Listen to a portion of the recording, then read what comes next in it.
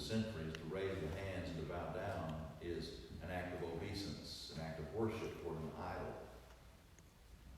I mean, we don't make any bones about it in America. We have one of the most famous shows, a talent search show on television called American Idol.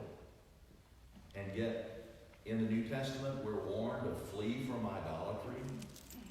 1 John 5:21. And the Old Testament is filled with examples of people seeking false gods. They're seeking idols, material things, a God they can see, so they don't have to walk by faith. Walking by faith is hard. It's not easy to walk by faith. Walking by sight is easy. Show me my next step and I'll take my next step. But to believe when God says, you follow me, when I can't even see the way, you just follow what God says, He keeps His promises. That's walking by faith. Some seek material things instead of God. Some people are seeking their own things. Philippians 2 verse 21 talks about those who mind their own things. They're selfish and they have a self-orientation toward life.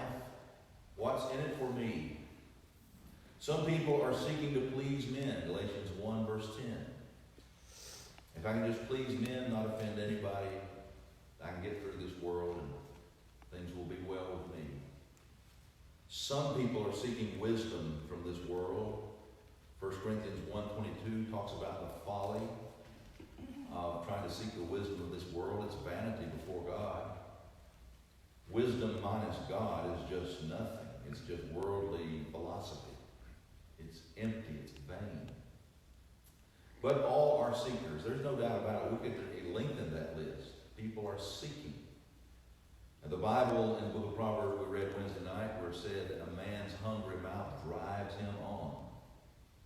And it's true.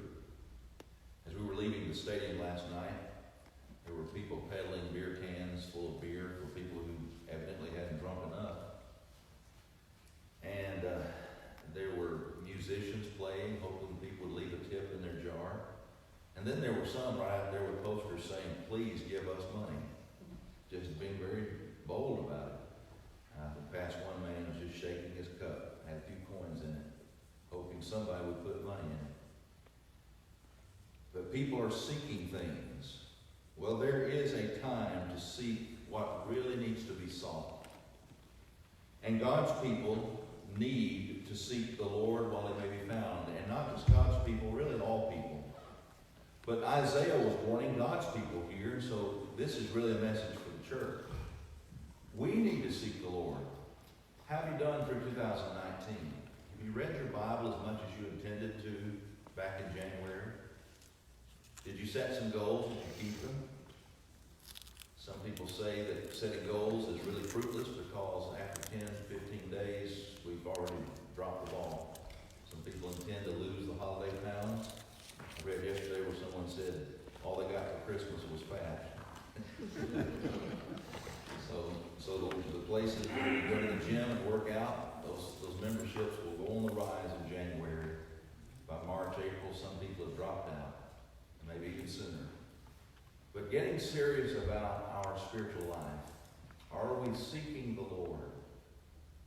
Is the Lord most important in our arrangement of priorities?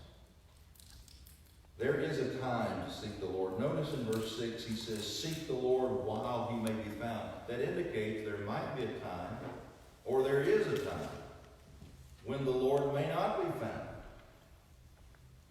It can be too late.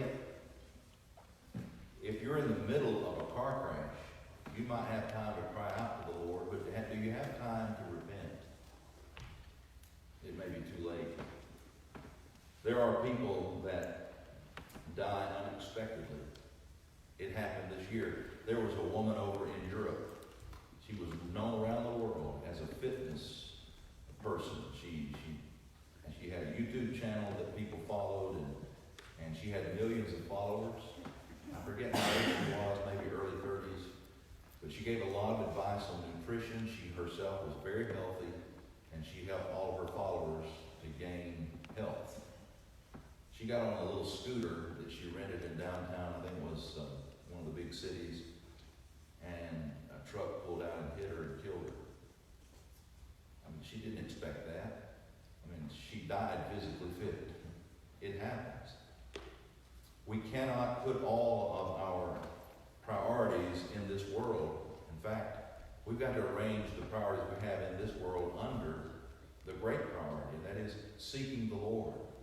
How do we seek the Lord? We're going to see that in just a moment, but let's notice again there's a time to seek, because there's something that can get in the way of you seeking the Lord, and the big thing is sin.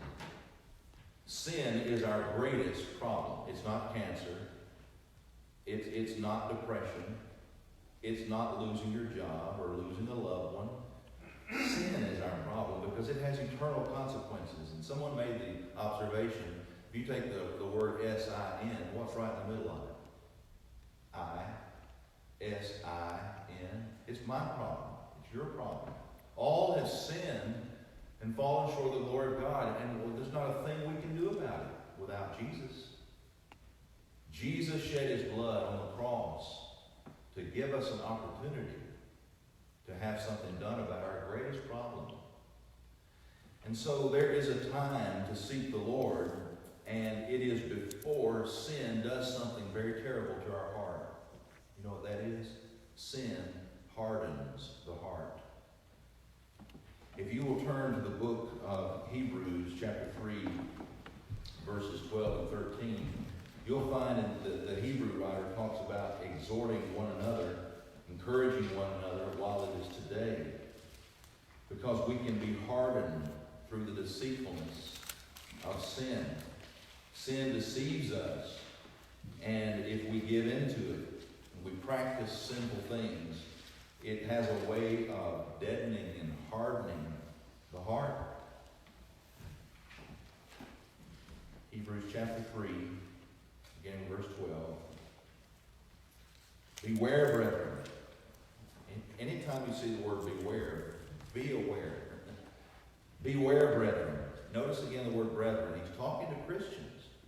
Not just warning people out in the world who are full of sinful things and doing sinful things. He's saying, beware, brethren, lest there be in any of you an evil heart of unbelief in departing from the living God. May that not happen to us in 2020. If God allows us to live another year, may it not be a year that we depart from the living God. What should we do about it? Verse 13, but exhort one another daily while it is called today, lest any of you be hardened through the deceitfulness of sin. Sin can harden our hearts. It can desensitize. It can cause us to be where we are not influenced by truth or the gospel, or the teachings of Christ. And what about our mental faculties? I've watched my mother decline, and those of you who know her, have got to know her here, watched her decline. I've watched this for years, and it's come on very strong now, and she's dealing with this. Learned today that Brother Willard Conscience has passed away. Here's a man who used his mind to write many, many books that taught a lot of people the scriptures, and yet he had mental difficulties with Alzheimer's. Dementia, these things are real. Head injuries. We watch football players play. One of the great concerns today is the impact of these strong men hitting one another, and the brain is just encapsulated inside the skull, and try to protect it with a helmet, but you have these men getting stronger and faster, and so they have these penalties called targeting penalties, trying to protect people from directly trying to injure the brain. The brain is important to us. It's a physical organ, but we have awareness in our soul and our mental faculties. These things can come to a point to where they no longer function. We may be physically alive, but our mental faculties deteriorated.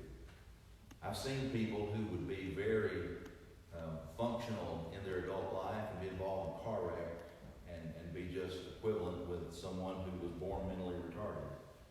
They lose their mental faculties. My mother was talking to me, and she was concerned about her soul. And I explained to her as best I could. I said, Mother, you're fine. I I said, as long as you serve the Lord, you serve the Lord faithfully. You were not perfect, but you followed the Lord. And you were faithful to the Lord. And I believe that that was locked in for her. And then after her brain started deteriorating, she will not be judged on things that happen now because she's not in control. There's a time to seek the Lord. It's before we lose the ability to seek the Lord. And then death can come. Death can come quite unexpectedly.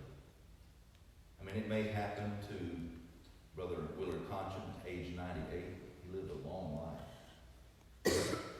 But we don't get to live 98 years most of the time. And there are people that die in their 50s, 40s, 30s, 20s, 10s, and little babies even die.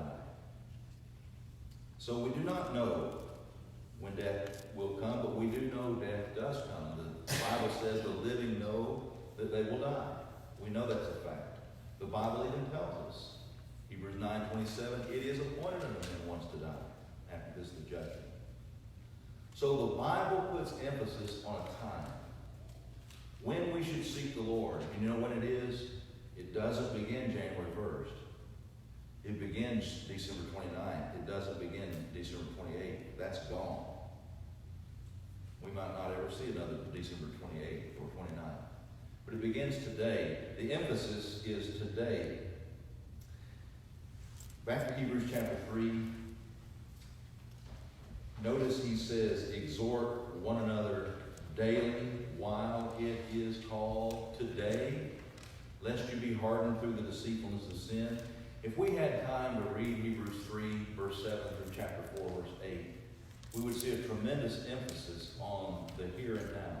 Today, if you will hear his voice, harden not your heart, as they did in the Old Testament in the day of rebellion. We should not harden our heart, but let it be softened. And while it is soft and pliable, we should seek the Lord while he may be found. Now, how do we seek the Lord? We have to seek the Lord not by our own devising,